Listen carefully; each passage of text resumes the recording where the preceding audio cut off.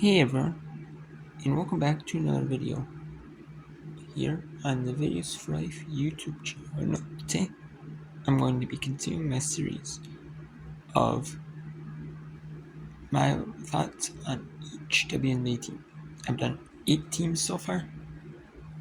I did the Connecticut Sun, the New York Liberty, the Minnesota Twins, the Las Vegas Aces, the Seattle Storm, the Miami Dream, Phoenix Mercury, and the Dallas Wings. Now I'm going to be doing the Chicago Sky. So, the Chicago Sky have a 3-5 record this season.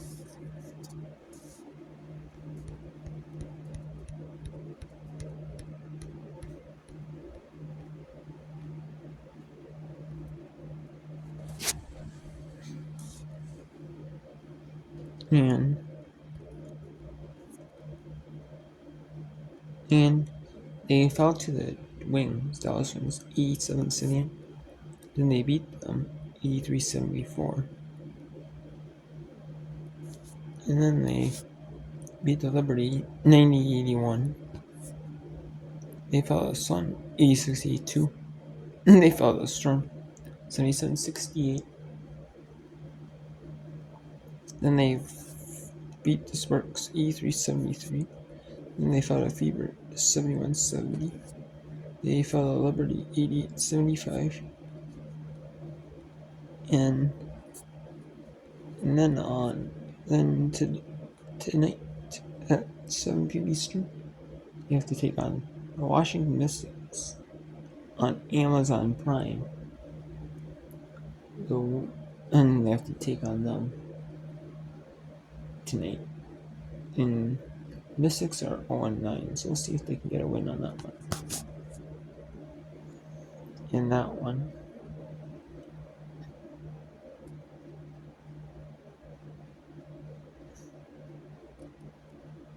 Okay. So let's take a look here at the starters here. So the starters are Marina Mabry, Angel Reese, Elizabeth Williams, Diamond DeShields,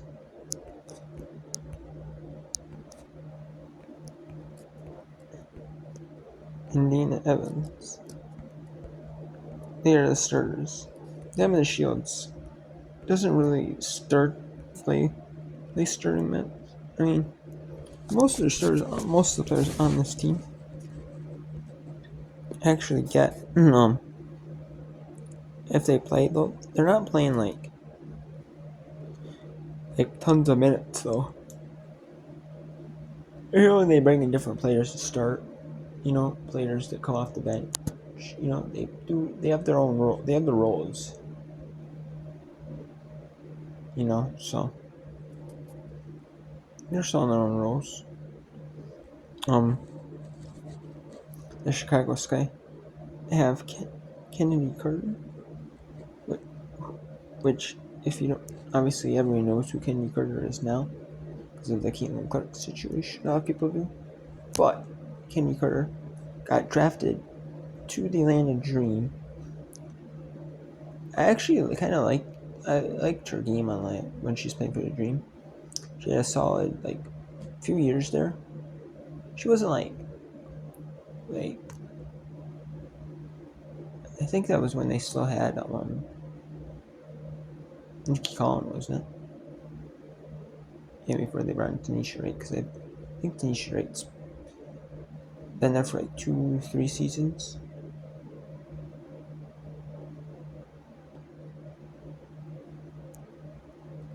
And Nikki Collins moved to Baylor. I guess maybe in the women's game, maybe the college is more, bigger deal than the W. But I mean, you get paid more in college than you in the WNBA. So, but anyways, Kenny Carter did that, and then she did play okay there. Then she had the problem with the video emerging of the the fight breaking out and amongst her teammates, or those her teammates or something, some fight breaking out, and then she got let go from the team because of that, and then she ended up having to play like overseas only and do that stuff, and then she ended up going back to the league, ended up working her way to the Sparks. She was let go from the Sparks, and now she's on the Dream, or on the Sky now. And I mean, she's not. I mean, she's not playing bad though. 16 points, 3 rebounds, 2 assists, 3 steals. I mean, she's more of a volume shooter. She was 17 18 on so she's not a bad player. She's not a bad player though. I don't think Kenny Carter's a bad player though. She can be just a little bit, maybe hot-headed player, I guess you would say. At times, because she can get under the skin. I mean, you can get under her skin, and she can be hot-headed, like Caitlin Clark. Maybe she said something to Caitlin Clark, or Caitlin Clark said something to her, or whatever, and they went back and forth at it, and then Carter just decided to push Caitlin Clark. And she also got with her teammates thing in Atlanta, Dream. So maybe something was said right there. So maybe that pushed her over the edge. So I don't know. But on the court, though, she plays well though she, but off the court, hopefully she's fixing that a little bit. Stick with this guy. Marina Mabry. She's a solid player. And Marina Mabry is a girl you do not want to mess with on the basketball court. She is feisty. And that is a good thing. In a good way. She's like, she's level headed when she needs to be. But she also fair per team in any way she has to, And you do not want to mess with her. I remember like when she's playing on the Dallas Wings, her and Skylar Diggins were in a fight, got in a little fight, scuffle. And she did not back down from anyone. Skylar don't back down either.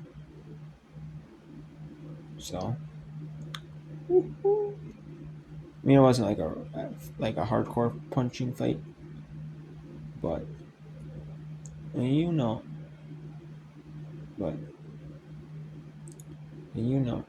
some things that can't be said being said. Let's leave it at that. So, I mean, and Marina Mabry is a solid player. She may not get you like a double, but she's consistent though. She's a good shooter. She is more of a volume shooter a little bit, but she's a solid shooter though. And then we got Angel Reese with the doubles. That's what Angel Reese was known for in college. She was known for getting like a double every game, especially towards her last season at LSU, and I think it was like the 2022-23 season. She was getting doubles too. Last couple of seasons, she's been the double, especially last season. She was really the double. She's really getting doubles. So, and she's just a solid, like, I don't know if she's in the WNBA, she's going to score a lot of points, but she's going to get a lot of rebounds. She's like a great rebounder, and for the points, she's gonna get you that 10, 15 points. She might get some rebounds and then lay it back in or get fouled, maybe. Or a free throw line and stuff like that. That's what she's doing, there's other times she might be scoring, but otherwise, but she's being consistent, in that regards. Oh yeah, Elizabeth Williams. No, Elizabeth Williams. She is a solid player, for them. She's not gonna get you a lot of points, but she is gonna be consistent with shooting the ball, She's not gonna be like a super volume shooter, but she is one of those players that is going to be really solid, though. An efficient shooting the ball whenever she has the ball. And she's gonna do whatever the team needs her to do, whether it's rebounding, whether it's assists, that's scoring. Should do should do a little bit of everything. We got Isabel Harrison. Now Isabel Harrison is coming off her career with the Wings. A couple of seasons ago, she was drafted by the Wings, and then she ended up getting traded to the Sky. And then last year she ended up having a season-ending injury, and she was sidelined for the whole season. And then this year, she's coming back. She is not fully 100%, but she's starting to play some. She's starting to play like a bench role. She played 16 minutes in her last game against the Sky, or against the Liberty, excuse me, for the Sky. She had playing like 16 minutes. And she's not like super like consistent. She hasn't played a whole lot, so she's not in that same rhythm she was, like a couple seasons ago with the Wings. She's not at that same consistency yet, but she is coming off like injuries. So, and she's getting back to finding her rhythm, when you haven't played like competitively, whether it's AU or like WNBA or any sort of that sort. She hasn't really played any of that, So, Lindsay Allen. Lindsay Allen's not a whole lot, but she's gonna give you she's gonna be, if they need rebounds, they need assists, need whatever from her. I'm in the Shields. Yeah, she was coming off. She played for this. She got drafted by the Sky, and then she played for. Well, I know she played for the Mercury, and then she played for the Wings, and I know she was coming off some injuries, because I know she didn't really play with like last year she really didn't play much, and now she's back with the Sky, the team that drafted her. They re-signed her, which I'm kind of surprised they even traded her, but she's hasn't been the same, player, but she's been consistent. She's been trying to be more consistent. Dana Evans. And Dana Evans is like a good defensive player. Dana Evans is not going to get you a lot of maybe points or rebounds or assists, or even stuff that shows in the stat sheet. She's going to be that really solid defender. She's going to be one of those that can be like a really solid defender. and just do the little things. And she's going to do a lot of things that don't show up on the stat sheet. You know, that's what her role is going to be doing things that don't normally show up on the stat sheet. Camila Cardoso, um, she's not been having like the best games, but I mean that's kind of expected as like a rookie, but I mean she's been coming off of an injury. She she got injured in a preseason game, and then her first game was Saturday, the first against the Indiana Fever. That was her first game back, so she's been coming off that. So I expect her to be as fully dominant as she was. And it's tough, when you're coming off injuries, to get right back in like fully to get back and expect to do what you're supposed to do. To be that same person. Or it's hard, especially when you're playing like athlete or just an athlete or someone who train exercises or just anything in general, like some physical activity. Especially as a professional athlete, you're expected to kind of be at like similar levels. And it's hard, I mean, but they really haven't seen much of her, so it's kind of unfair, It's kind of unfair to say that, but even if you're a vet, it's kind of unfair, Sometimes that's how it is. It's kind of unfair, but I mean, it sucks, but. And then Kaiser, which I'm happy for Kaiser after all she went through with her situation, with her boyfriend and all that stuff. I'm really happy that she's found a way to stick on the roster, and get over her situation before, Can't uninverted. I mean, I really loved her on Phoenix. I loved her playing on New York, especially. Her and Didi on there were like a good combo on the team. But then she ended up getting traded,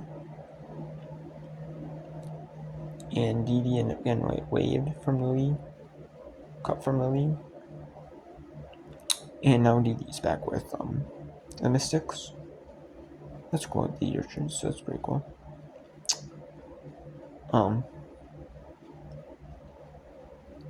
We have Brianna Turner, which I know she's been around a couple teams in the past. I don't know if she sticks out with the Sky, but she might. And so what are in the Sky? The Sky right now are 8th place. They have the tiebreaker, head-to-head tiebreaker over the Wings for 9th. But I think the Sky's fall in the playoffs. So what do I think? Well, I don't know. I mean, maybe the Wings have been competitive in games. It's just that without Satu, their main leader on the floor, you're trying to rely on like Urson,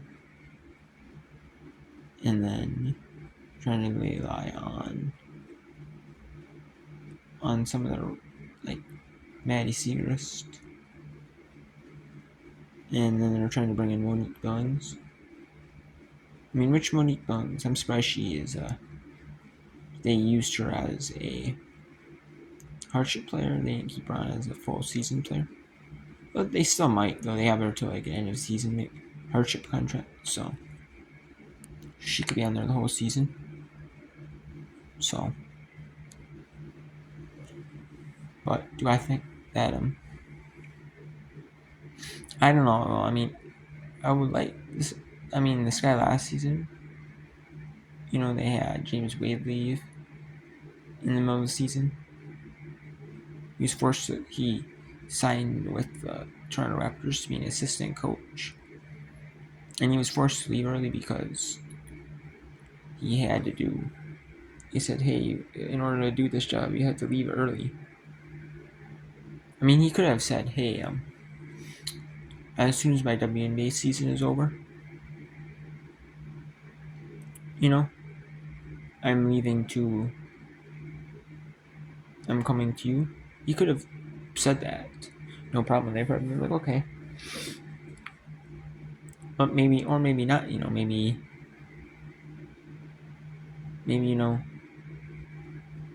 maybe they said in order to be it, you have to leave early. Maybe who knows? Was there some fault from him?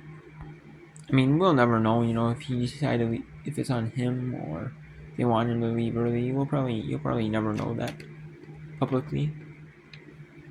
But I kind of wish to know, honestly. But now with Teresa Witherspoon, who is a former WNBA player herself, and she's been in the NBA, so she knows what it's like to be a player in this league, and she knows what it's like to be like a coach at or with a pro team in the NBA. I'm pretty sure she's with uh, the Pelicans in the NBA. So I'm pretty sure she's with the New Orleans Pelicans. So, but I wish, but Chicago, I think they could make a run at it. It's just that it's just gonna depend how it goes um with if Sat two comes when Sat two comes back. Dallas right now is the better team, I think, but right now, I mean, just Chicago's got a lot of new players, new talent like Angel Reese, Camila Cardoso. They got a lot of their team is basically like new. New to Chicago.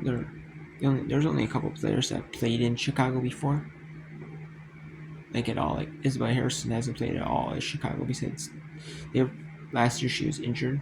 She couldn't really play. Marina Mabrey played this year, and the Shields really hasn't played with Chicago with any of these players. So it's like I don't know. I think, but I mean, it depends how Dallas is with side two. When side two comes back, is she's not gonna be like fully healthy like right away though. But I think she could be. Maybe she comes back and maybe they just squeeze out enough, in order to win games. We'll see though. But it also depends on how Phoenix is. If Phoenix without without using Rebecca Allen as their Brittany Griner kind of replacement work, and then when she's out now they've been kind of struggling. So when they get back, when one of them gets back, maybe will Phoenix gain up a little bit. Who knows?